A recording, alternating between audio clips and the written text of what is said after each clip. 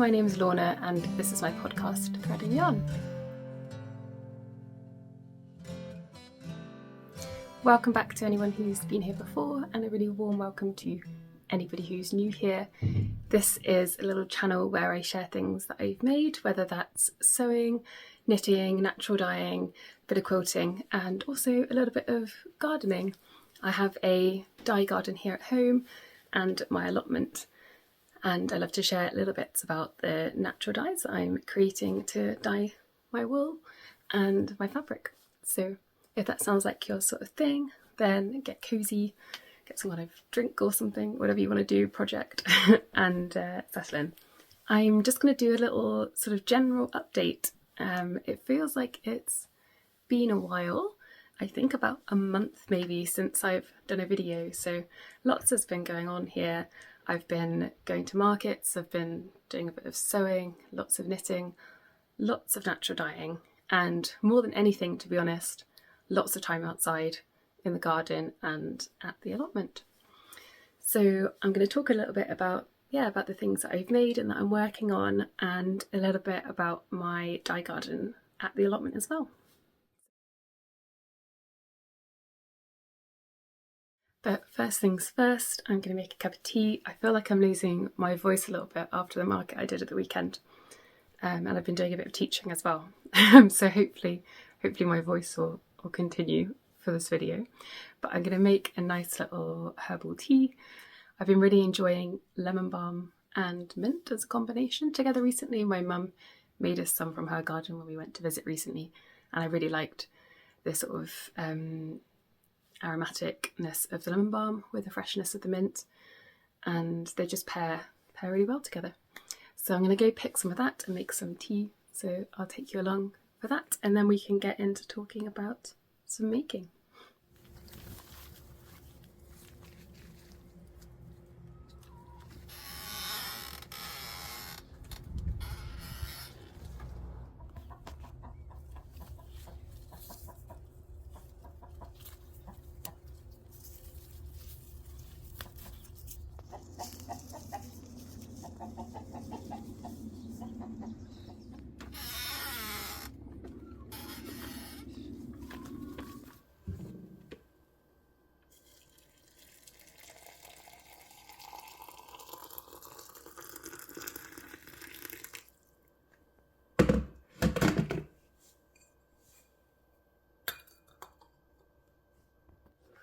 Got my tea.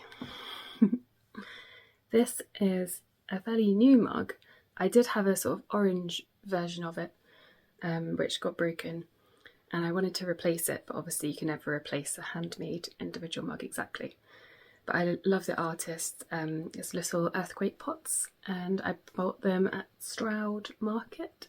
She is based in Nailsworth though, which is a neighbouring village, and she's really lovely, and I love her stuff. I've got a few of her mugs, so although this is quite different, I just love this sort of the thick glaze on the top and then the beautiful sort of earthy clay at the bottom. And they've always got like a nice thumb indent there. This is a really big mug. I tend to have smaller mugs for tea because I take ages to drink it and it goes cold. And but yeah, I'm really enjoying it for herbal teas. So yeah, I'm enjoying that. Cool. I might as well start with what I'm wearing. So this is the Merchant & Mills Hattie dress, and I started this dress I think like last spring. I think it featured in one of my videos. I think it was in the March video last year, and it was silly because I love the Merchant & Mills Ellis Hattie dress, and I've got one in a check. I'll show you. I wear it quite often.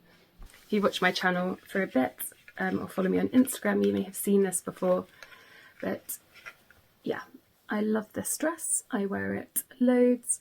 It's in a sort of cotton Vichy from Simply Fabrics Brixton, and it's soft and wonderful. I love layering up in the autumn, and I love wearing it in the summer too. So I wanted another one. This is me last year. And the construction of the Hattie means that because it's sleeveless, The Hattie is the sleeveless version. You need to line the bodice, but I didn't want to line the bodice. I wanted it to not have double layers and use loads of fabric, so I bound the sleeve edges. You can see. So I wanted to do that again, and I made it in this linen, which is from Merchant & Mills. I got it at quite a discount when I worked at a haberdashery near me. I'll turn my camera down so you can see. There you go. I've angled my camera down so you can see a little bit more of it. I'll give you some full-length shots in a bit. But yeah, I got it at a bit of a discount when I worked at a local haberdashery that stocks it, which is great. I can't remember the name of it. It's not Norham Blues, because I've got Norham Blues and that's a slightly darker, I've got it here because I'm making some trousers, slightly darker, more teal version. Yeah, so I started making it, and then all I had to do was bind the armholes and hem it, and decide if I wanted a waist high. And it just ended up in a pile of like things to finish for a year, and I never got around to it, which is really silly. So yeah, this morning I decided that I wanted to wear this dress and that it was a good excuse to finish off those bits. So the armhole binding worked really well on the other one I did. Some reason it feels a little bit tight on this linen. It might be because I tend to not actually cut my binding on the bias unless I'm going around a proper curve. Cutting it on the bias is sort of diagonal to the grain of the fabric, and it means that with woven fabrics you can get quite a bit of stretch from it, which is great for binding going around curves. These are quite straight armholes, and I know that they definitely do have a curve because it's still an armhole, so I probably should have cut it on the bias, but it always ends up taking up a lot of fabric cutting something diagonally. And it worked fine on my other one, but they do feel a little bit tight, so I might have to unpick that and do that again. Or maybe I'll just, I probably got some like shop bought bias binding that I could use. But I filmed a little bit of the making of it, just so you can see, so I'll pop that up while I'm talking now. But yeah, so I may redo that. You can see a little bit of pinching here. Yeah, so yeah, I may redo that, but it's certainly wearable as it is right now. I also hemmed it. I want to decide whether it should have a little waist high. I remember thinking about this last March. I love the sort of shape of it in the cotton Vichy, but I think maybe with the linen and the lighter colour, for some reason I'm feeling like it might be nice to have a waist high. I've popped some full length shots up, so yeah, let me know what you think. But I guess I could always leave it loose or tighten up, so if I do add a waist high in, then I've got the option, which is quite nice. So yeah, it felt nice to actually finish a sewing project, because I really haven't had much time to sew lately. It's been so busy being outside and in the garden and doing a lot more work as a gardener, which I'm really loving, but I haven't always had the energy or time to do a lot of sewing. Knitting feels a bit easier to sort of pick up and put down, whereas sewing is a bit more physically engaged, I guess. You've got to get your kit out and get set up and put it away, whereas knitting, I can just pick it up and put it down, do a few rows and things like that. So I have felt a bit more drawn to knitting over the last 6 months or so, but I'm starting to feel a lot more inspired now about sewing and about the things that I want to make. And I think it's because my work in the garden has been so busy over spring, as you get all the, sow the seeds, get the ground ready, put everything up, plant it out. And we're just about, as we approach midsummer, getting to the point where things are starting to look after themselves. We've got a bit of rain, and it will just keep sort of getting wilder and growing on by itself. And I probably will have a bit of downtime between now and sort of harvest time in September. So I'm starting to feel excited about the things I want to sew and I want to make. And I know that we're only just really into summer, but I'm starting to think about autumn already, because I love thinking about autumn, and my sort of sewing motivation really comes back at that time of year. So one of the other things I've been sewing recently, in incredibly similar fabric, is another pair of ninny culottes. I wear my black ninny culottes all the time, and I really wanted another pair. And I've been teaching an elasticated trouser workshop in Stroud recently, and I've been talking so much about them that I decided I wanted to make another pair. So here they are. Obviously they don't have the elastic waistband in yet, so that's the next step for me, but I think I'm gonna get tons of wear out of them. I wear the black ones constantly, although I think one of the reasons for that is it's in a really sort of thick, tough black linen, and because I do quite a bit of cycling around town, they're wearing really well, where sometimes cycling can really like erode the crotch on your trousers. But I think it'd be nice to have a second pair. I won't treat these quite as roughly as I do the black ones, but I think they're really pretty. It's got the sort of stripy pattern, but it's not so stripy that I wouldn't be able to combine it with other patterns on top, I think. And I think that will make them really wearable. I'm already envisaging wearing it with little knitted tops. I've been working on one which I'll show you in a moment. But yeah, I'm excited about these. The other things that I've got left to do, as well as the waistband, is I've done these inseam pockets in the way that I like to do them, and that I talk through in my bramble skirt video actually. But I just want to pop in a little bar tack, which is a little sort of stitched line on a narrow zigzag stitch, just at the top and bottom of the pockets, pressing the pockets towards the front. I just find that taking my sort of hand in and out my pockets all the time, phone, keys, whatever, that's the point where they can start to wear, and especially at the bottom. So I just like to sew a little bar tack on inseam pockets, and I think that just helps secure them a little bit. But yeah, I also go through that in my bramble skirt video. But I'm excited to have these. There's not many steps to go really, just popping the waistband on and the elastic in. I'm going to try and get some natural cotton elastic. I'm sure there'll be somewhere that stocks that. Yeah, I'm really excited to have those. But that's the sewing I've done. Some sewing that I want to do is, I showed you this fabric a while ago. Everything's very blue today. I showed you this fabric a while ago. It's quite a thick, tough linen. I really want to make a dress out of it, and I think I was talking about this last summer.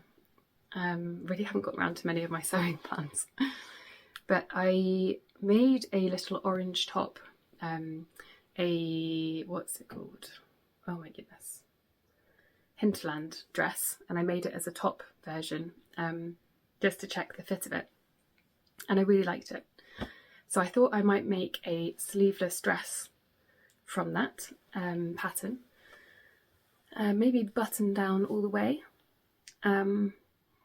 But I think I kind of want it a bit more like fitted around the bodice. I've got a kind of vision in my mind of a button down sleeveless dress that, yeah, is quite fitted over the bodice and buttons all the way down and then kind of like swoops out. So it's not really what the hinterland dress is. So I might try and find another pattern, or just heavily hack the hinterland dress. And kind of make the hinterland bodice by adding in some darts so it's a bit more fitted, and then joining it to a skirt that's maybe also got darts that sort of match in, or that's got panels that kind of come out so there's a bit more of a skirt. I haven't really figured it out. I should probably sew up a test version before cutting into this lovely linen, but I think that'd be really nice. And I think, again, it's quite a layerable piece, and I think that'd be really lovely in autumn as well, layered over sort of a long sleeve top or something, or over a white shirt. I think that'd be really pretty. Almost like a little bit historical, which I always like, kind of going that way a little bit. Yeah, I went to the Green Scythe Fair in Somerset on Sunday evening after my wool market, which I'll tell you more about. And there were some great outfits there. It was really cool. I actually saw a lady wearing quite a loose dress, and then she was wearing a corset over the top. But it was lovely. It was like embroidered, almost like antique looking cotton. And I was starting to think, oh, maybe that would be really nice. The idea of a corset's never really appealed to me before, thinking maybe it would feel a bit constricting, but I think it doesn't have to be you know, really lace tight, heavily boned. Might be something I do a bit of research into. I think that could be kind of nice to have a bit of central structure and then something loose underneath, getting really into sort of period and sort of almost costumey. So yeah, has anybody here made a corset? I'd love to know. It feels like it would be quite a technical sew and something that I could learn a bit more about, and be a bit more of a challenge. So I think that could be a really nice thing to do over autumn. We'll see. Yeah, I'd also see, I'm starting to get lots of ideas, but we'll see how they work out. But they're all just sort of percolating in my mind. But I'd also like to do a dress that is from like purely naturally dyed fabric. I've been I'm looking down here because I've been dyeing up some fabric for the summer Patreon gifts recently, and I'll just show you one of them that's inspiring me in particular.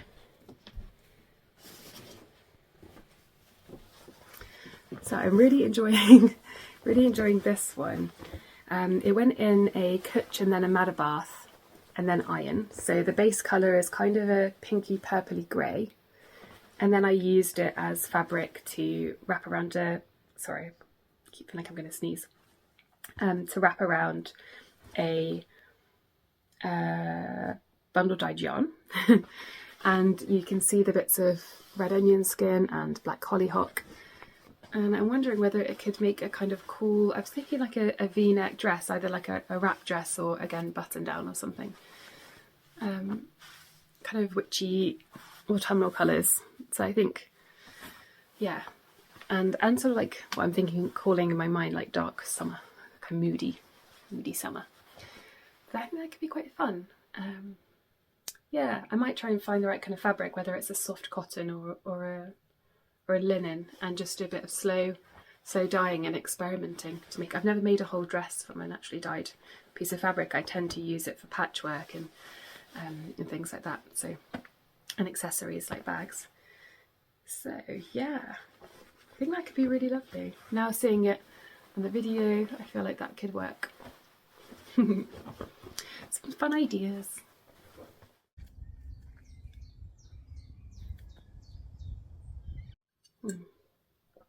I really recommend lemon balm and mint tea if you have access to some.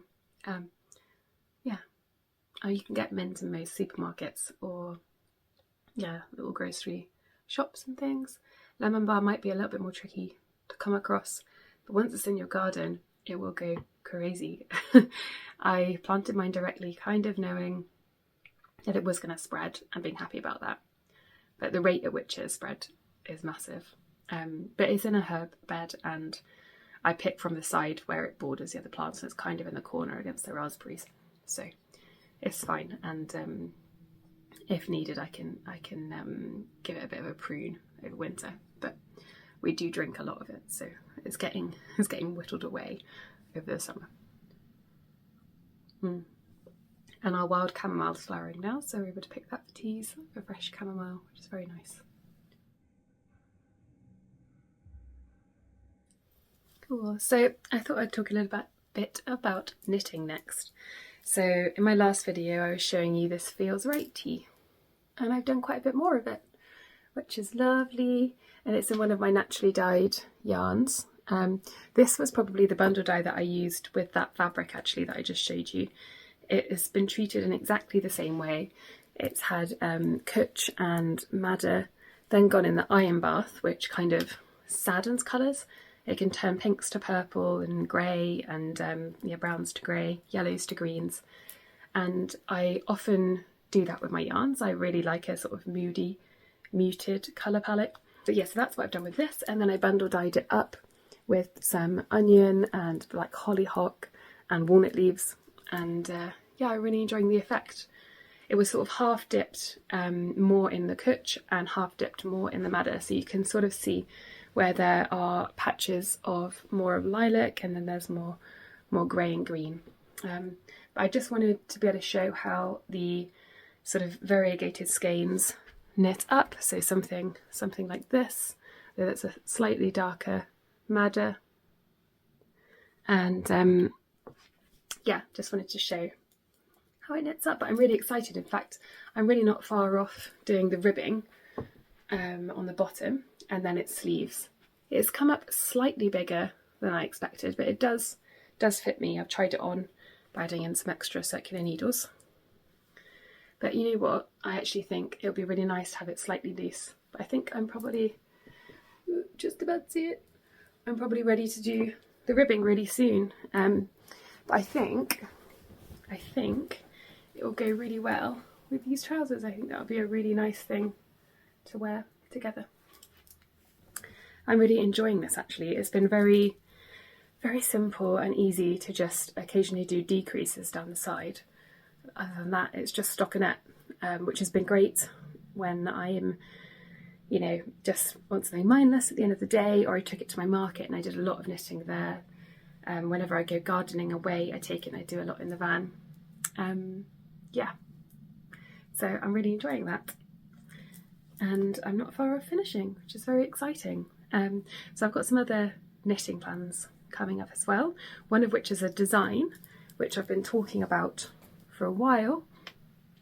It's what I'm going to start next, and I've got the yarn for it now, but it's this little sort of open side vest, tunic thing. It's going to be quite long, and I think it would look great over skirts and over sort of trousers like the ninnies or anything really. You can sort of see my sketch, how it's open. I am playing around with the waistband, whether to have it sort of going across or just having side ties, or having the option of both. I kind of like the idea of it going across so that you can add a bit of definition, as it is going to be quite a long tunic, and then some textured stitches here. I think it's going to be pretty, and I've got some beautiful yarn that's kindly been gifted to me from Blacker Yarn, and it's kind of it's undyed natural fleece, and it's Beaumont and Swartbless, I think. And it's slightly toothy and structured, which I really love, and I think will make a beautiful outer garment. But I don't mind it scratchy or anything. I think it's just a perfect, like, yeah, combination. And I've done little swatches. It does show up the stitch definition really nicely. So yeah, that's my knitting plan for the rest of June and July, and hopefully this will be coming sometime in the early autumn. Very exciting. The other thing I'm thinking is whether to knit a quick little like vest top or bralette. I've got some more, I was just sort of showing you this one, some more variegated yarn, and also this blue, which I really, really love. And I've been dyeing these up for my sort of summer collection, which I was sort of calling dark summer, but in my mind I've been so inspired by the herbs growing in the garden and teas and making little remedies that I'm thinking about calling it the apothecary collection, because it's really inspired my colourways with the purples and greens and rich browns and oranges. So yeah, that's going to be later in July at some point, but I'm thinking about knitting a little bralette in one of these. I'm not sure which, but I've got a few of each as I'm prepping them for summer, and they just smell really nice. It's like a woolly and planty combo. Just find it really comforting. Anyway, yeah, so I might knit a little bralette, maybe like a ripple crop top bralette thing, or Jessie Maid just has so many little nice crop tops. I just think it'll be nice to wear on hot days with loose trousers, yeah, or even under dresses and things. I find them quite comfortable, and on it when you want a more sort of relaxed bra underneath. Yeah, so those are my knitting plans. I'm trying not to talk through too many plans at once, because I don't end up getting round to them all, and sometimes I feel a bit like burdened by the amount of ideas that I've got and things that I want to make. So I'm trying to limit it to more achievable things, and that's okay. And if I'm not coming down with something, I'm starting to feel a bit coldy or hay fevery, but I don't normally get hay fever. Anyway, gonna have a bit more lemon balm. So I have been doing quite a lot of natural dyeing recently. I was preparing for the Great British Fibre Festival that happened last weekend. Was it 7th, 8th of June, which was really lovely. It's in Cold Harbour Mill, which is an old wool mill, and it's still got all the beautiful machinery and everything. So I've put some clips in as I'm talking through of the mill and of the fair. It was really lovely. I absolutely loved meeting some of you in person there. Some people I'd seen at last year's market and also at Stitch Fest last November. And it was just, it's one of my favourite things about going to these markets, is that I get to meet people in person, and often it feels like I'm kind of talking to myself or talking into the void. And then when I meet some of you in person, it just helps me feel sort of connected, and it's really lovely to hear your thoughts and hear what you've been working on. Some people came wearing things that they had bought from me in the previous year. There's a lady who came and had bilbo vest and little fallow socks, so that was delightful. And yeah, it just made me very happy. So thanks to everybody that came along and said hello. That was really lovely. And yeah, I've been doing a lot of dyeing for that. A lot of dyeing for my upcoming Patreon summer gift. And it's been lovely. All the sort of dye plants are waking up. The walnut tree outside my house is providing some absolutely beautiful golds and browns and olive tones. It's probably my favourite dye plant. And some of the first dye flowers are also opening up. My dyes marigold is open. I've been picking it. I picked some welds yesterday, which was lovely. I'll pop in a little bit of that to yesterday's visit to the allotment. And yeah, my coreopsis are just on the cusp, so it's all going well. I thought I'd show you some colours, and actually I did do a little bundle dye, which is part of my summer collection, so I thought I'd show you a bit of that. So yes, it's this one here, which I called Storm, and it's kind of a variegated blue and brown and orange and little bit specks of dark blue and grey, and I just love the effect that it gave it. So I thought I'd show you a little bit of the making of this one. So yeah, just going to pop a few of those videos on now.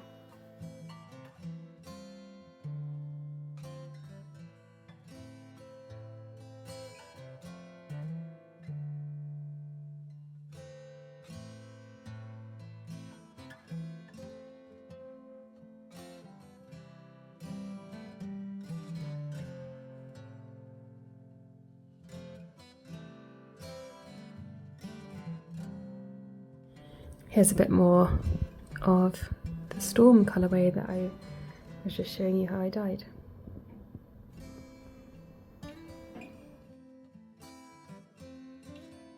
For the Patreon summer gift, I've been really, as I said, inspired by herbs, so it's kind of along the same lines. So it's early in summer, so I've got some sort of really fresh greens like this, really sort of yellowy green vibrant tones, and then pinks and purples with the same sort of green going through them.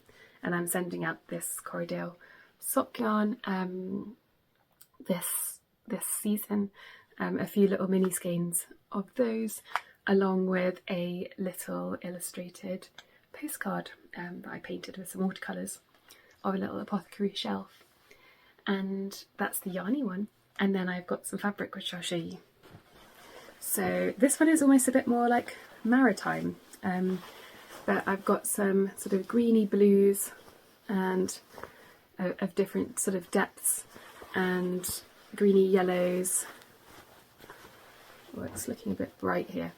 And yeah, some different yellows, and then the where's it gone? And then some of the bundle dyed ones as well. So some cooler shades this time. And I got quite inspired dyeing these because I always think about patchwork and small accessories when I dye my fabrics, but you can make with them what you would like. But I've been really inspired by, for years now, these sort of detachable pockets that women used to wear under their skirts.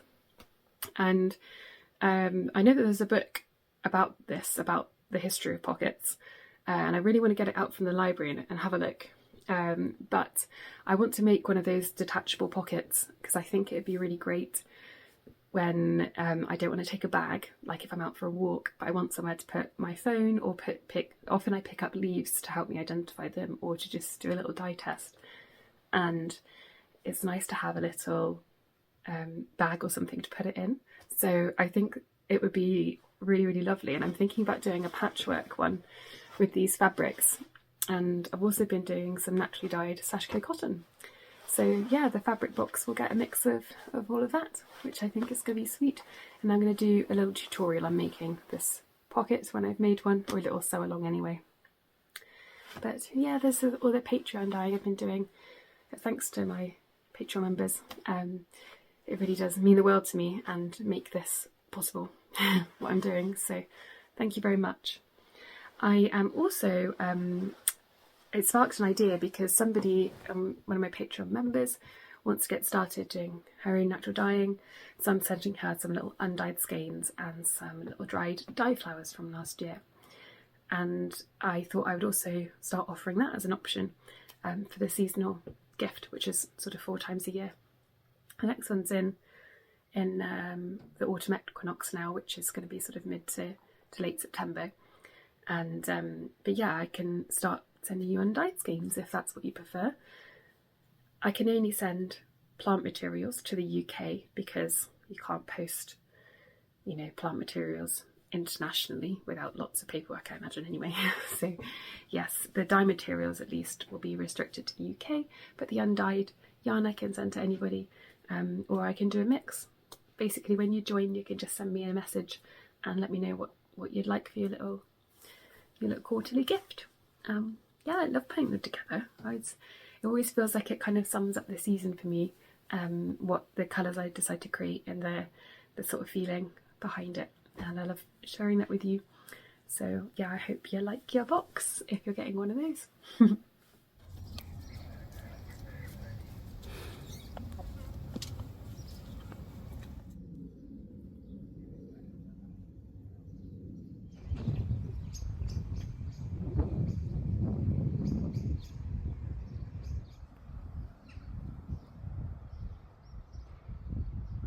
This bed I've got squash snaking through Hopi sunflower dye plants and some sweet corn and nasturtiums and dye plants sort of dotted around the edges.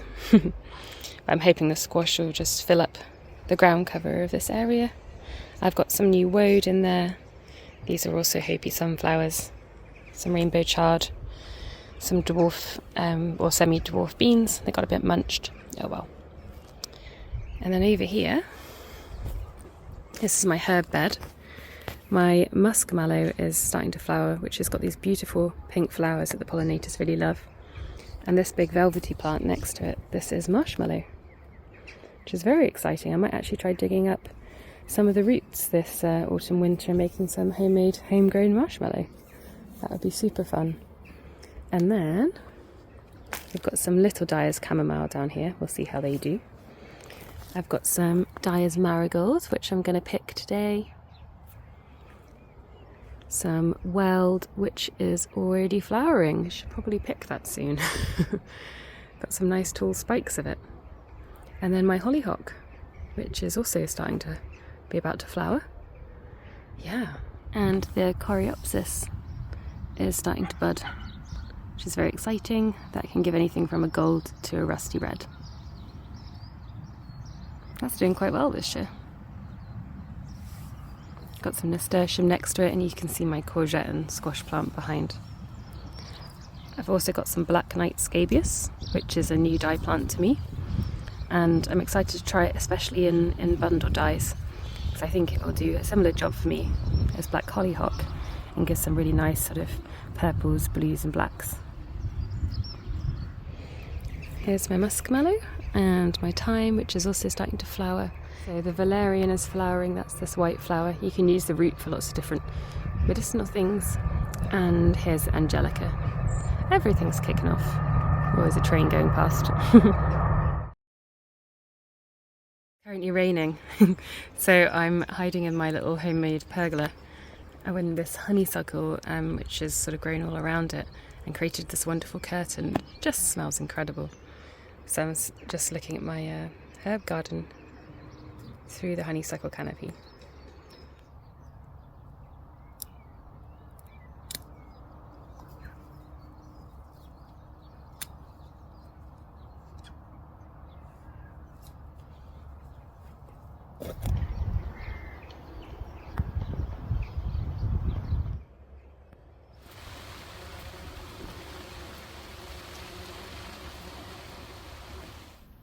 Here are some of the dyes that I got from the Walnut recently. This was walnut leaf and alum, really beautiful deep goldy brown. This was just walnut leaf, and that's, you can see the difference with alum mordant. This one looked like this one, and then I popped it in an indigo bath, and I've got a really moody blue and brown. I'm really loving that. This one looked a bit more like this one, less intense, and then I also put it in an indigo bath to give it that sort of grassy green. And this one is the same as this one, but a bit of an exhaust of both. Yeah, I've got one of these left and a couple of others from the market, so I'm going to dye up some more and I'll pop them as part of my summer update. And excitingly, to me anyway, I'm also restocking these lovely blackthorn pins made by my friend, the Hearthful Bodger. And yeah, they're just designed to go with the Briar shawl because he's made them from blackthorn, which is a classic hedgerow tree. He's left some of the bark on, which I just absolutely love.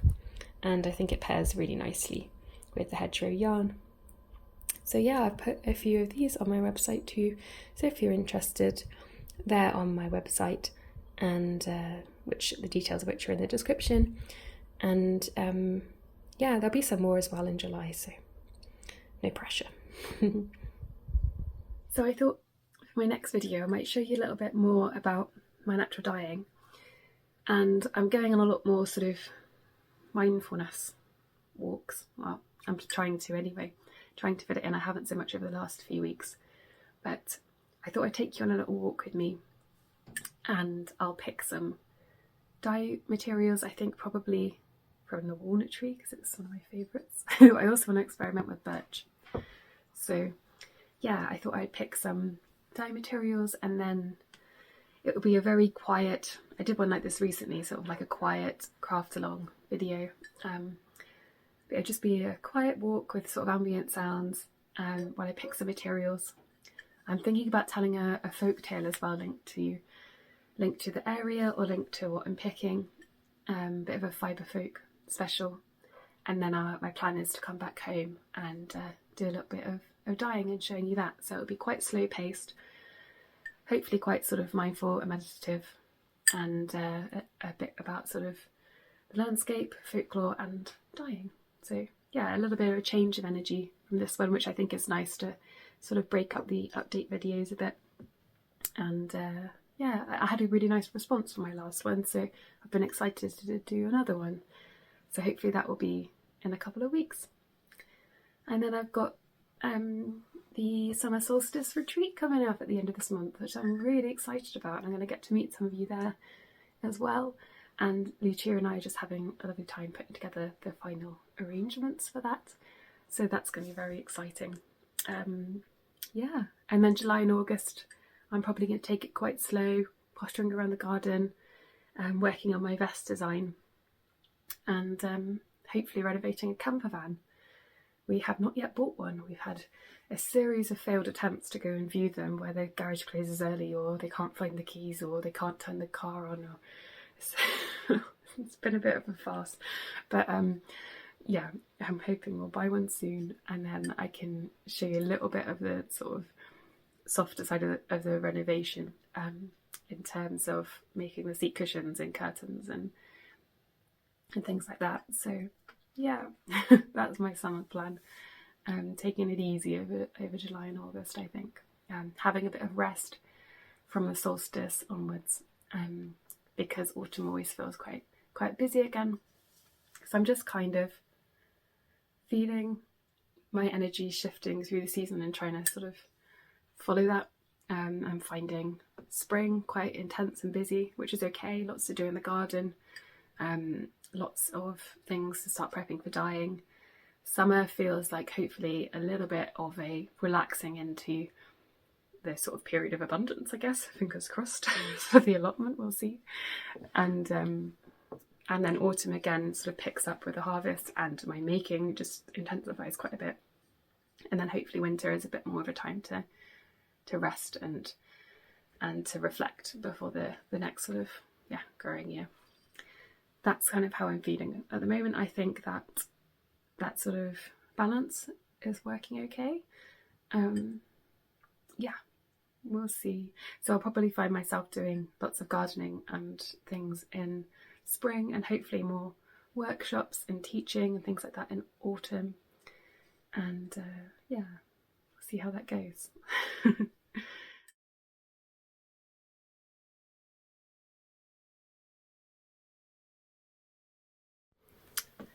I also did my quilting workshop day recently here in Stroud. That was in sort of mid to late May, and I met 3 of you there. Somebody I've already known who came to a previous workshop. Hello again. And that was delightful. Had a really lovely time. It was a really sort of, everybody made a very different quilting project, which was really nice. So I've got some videos and photos which I'll pop up of that as well. But I'm hoping to do more of those, and I'd kind of like to do an overnight one at some point, maybe in the autumn or winter, just to give people time to make maybe a bigger quilt, or factor it in with some kind of lovely seasonal dinner or something. If you like that idea, if you want to come and do a bit of quilting in Stroud, maybe in the late autumn or something, then let me know. I think it might open it up to people from further away, who, if we had a sort of overnight residential. The last thing I was going to say is just a shout out to some other artists. So I'm really excited that I'm booking on to Beck from the Woven Briar's Wool School at the end of July, which is, I think it's 4 days of introduction into spinning and working with fibre and fleece, also mixed in with foraging walks and making your own natural inks. And I think it's just going to be a really, really lovely time. I've been lately going away for sort of mini holidays by myself, mostly for markets and things and camping over, but it feels lovely to sort of invest in some time sort of for my own education and leisure as well, a bit of both really. And I can't wait. I think it's going to be lovely. So check that out on the Woven Briar's website if you're keen. I'm really excited, and Becca's lovely and a real, woolly, wise woman. So I'm very excited about that. I've already mentioned my mug. The other thing is I bought some jewellery recently from Katie Hunter Moon. This is a little kelp necklace. Just check her out. She makes all of her jewellery herself, and a lot of it is inspired by the landscape around her and the seasons, and she's just a wonderful artist, and also naturally dyes. So check it out. I'll put the details of both of those below, if you want to go have a look, and maybe I'll see you at Beck's Wool School. I think that's everything I wanted to chat to you about. I hope you enjoyed this little video. I love to know what you're working on, and what sort of, if this made you think of anything, what you're enjoying at the moment, what you're excited about, tell me all of it. I always love to hear it. And looking forward to seeing some of you at the retreat soon. And I'll catch up with you in a couple of weeks with my sort of slower paced walk, dye, folklore chat video. So wishing you a lovely midsummer as we approach that, and I hope some of you saw the beautiful strawberry full moon that we had last night. It was amazing, huge, pink, gorgeous. I saw it when I came out of teaching, and it just was framed perfectly in the centre of the road as I was coming home, and it was really magical and gorgeous. So I hope some of you caught that, and I hope you have a lovely solstice if you celebrate. If not, the solstice is happening anyway. It is that point in midsummer where the days will shift from lengthening to shortening, but it's all part of it, and it's all very exciting to me. Anyway, wishing you well, and catch up soon. Bye.